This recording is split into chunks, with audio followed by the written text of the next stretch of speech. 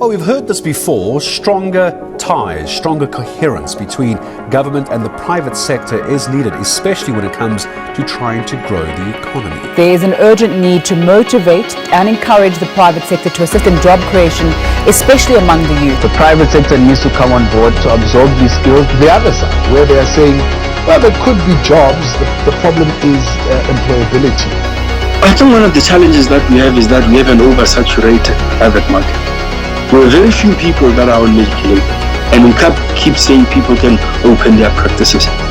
Most of the people, most of our young people that went to study medicine went there not to serve to the highest bidder. They went there so that they could come and serve this nation. The best place to serve this nation is being employed in public service. And that's where we should create the opportunities for our young graduates.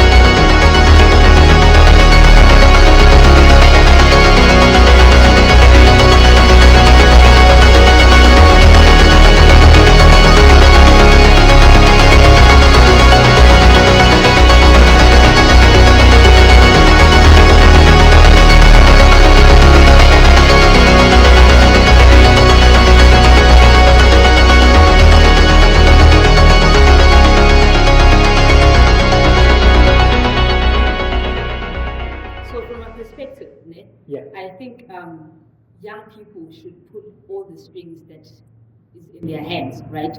So they should entirely rely on the government and entirely rely on their creative ideas as well, right? So you can't say I'm 100% relying on the government and I'm going to sit back. At the same time, you can't say I'm going to 100% rely on my creative ideas and I'm removing the government. So both strings must be pulled, right? So both partners must come into the place to ensure that the issue of youth unemployment is attacked or the issue of youth unemployment is attended to. So my perspective is effort needs to come from both sides, right? Because if you pull the government on this side and you say, you know what, I'm submitting my CV and I'm going to wait for them to employ me. It's not going to work, right? There's a lot of people, there's a lot of young people who are not employed. At the same time, you can't say, you know what, I have this creative idea, then you don't have funding. You need people who have funding up there who are going to come and say, young person, you are doing well, and this is how you're going to be able to fund your idea and move forward. I know so many people who came in with small business ideas from the township. Our township is has young people who are creative and creative ideas. And I know so many people who started from that level to say, this is my creative idea. I'm relying so much on myself to say I have this creative idea and I want to come up with it. At the same time, get assistance from the government, because that's the duty of the government to say we're meeting you halfway to be able to achieve common goal that we have. So you can't rely on one and leave the other. It has to come from both aspects of it.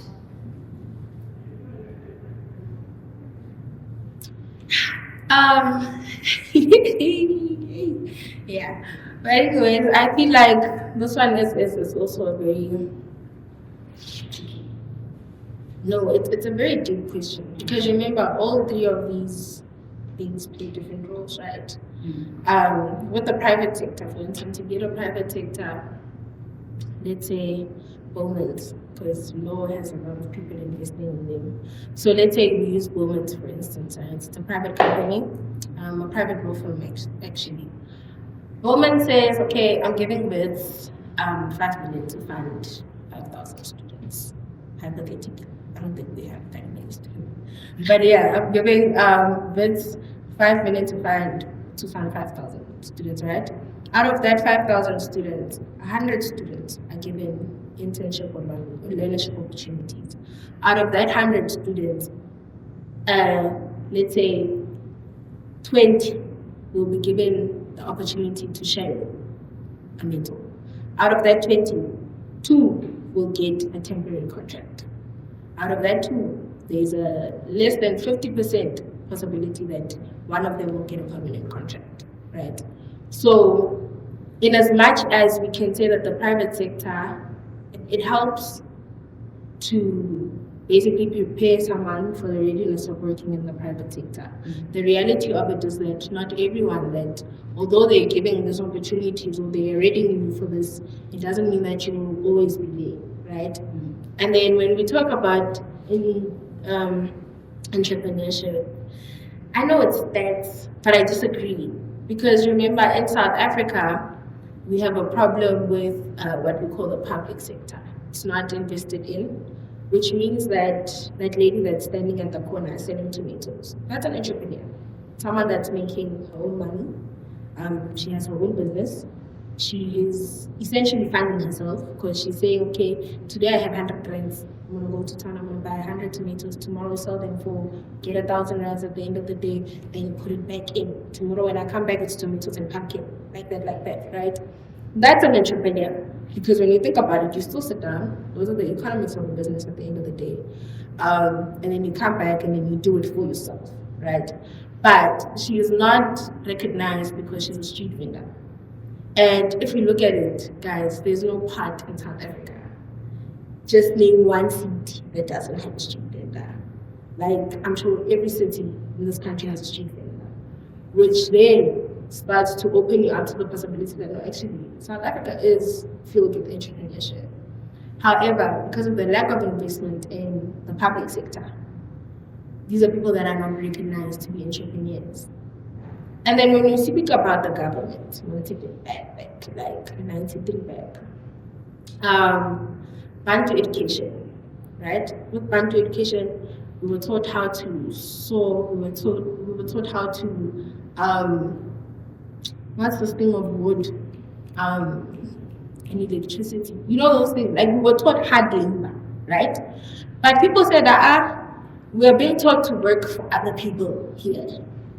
There must be a level in this education system. Right? If people are learning from books, I also want to learn. Why does a white person learn about Marxism, but now I must learn about the different types of wood, right? Then we came back and we sat down and we're like, okay, if everyone wants to be educated the same, sure, let's do that. But what we don't realize about that is that so many people lost the skills to become their own business owners, essentially. Because in as much as politically it might be wrong, right? But as Black people, our art is in our hands. Everything, guys, come on now. Black people have a touch of magic. Everything that we touch it excels, right? So our problem is that we then start to undermine particular things. If I'm a hairdresser, then I'm listening. If I'm a mechanic, then I'm listening. But we don't understand that if you invest in someone that's a hairdresser right now, if you say, oh, when are you doing hair at Res? Actually, let's take you to a college, a beautician or something, right? You take that person there. You give that person the right start up for their skills, right? After that, you say, okay, sharp, I'm giving you 50K to start a business. Start a salon. You can center yourself there in Santon, Tame, get you into a mall, we get you a cute cubicle, you start there. Then that person goes from being in the public sector to being in the private sector, right? Because this is something that you did informally, but because you were able to get those resources, you have then turned it formal, right? But we don't understand that because I'm going to say this in Benin, right? So a lot, and classism also. A lot of the things we identify to be for the poor, and other things we identify to be for the rich. So a rich person is not fit to be doing hair. That's for someone that lives in the shacks. But we don't understand that it can be the other way around as well. So with the government, it's more an issue of like, okay, finally I agree with you. Meeting us in the middle, yeah, to give that boost. I'm not saying that the government must then now start lacking and say, no, everyone must start a business and then we'll see how we help. No. Because at the end of the day, as a government, you are supposed to be producing jobs from government already. You're supposed to be. It means that the ministry, every single ministry must already be having youth internships operating in their ministries, right? But that's not happening. And we don't see that happening. And then now they're going to come in and say, but you guys are not doing enough for yourselves as well. You guys are not starting your own businesses, right? So we are saying we want those businesses. They must also give us jobs, but others are more skilled to start their own jobs. So it's a It's for different things. Investment, private sector, it invests, but it chooses who to invest in, which is the problem. The government is supposed to be, like you're saying, our parent, but it's negligent. It went to go buy milk and it never came back.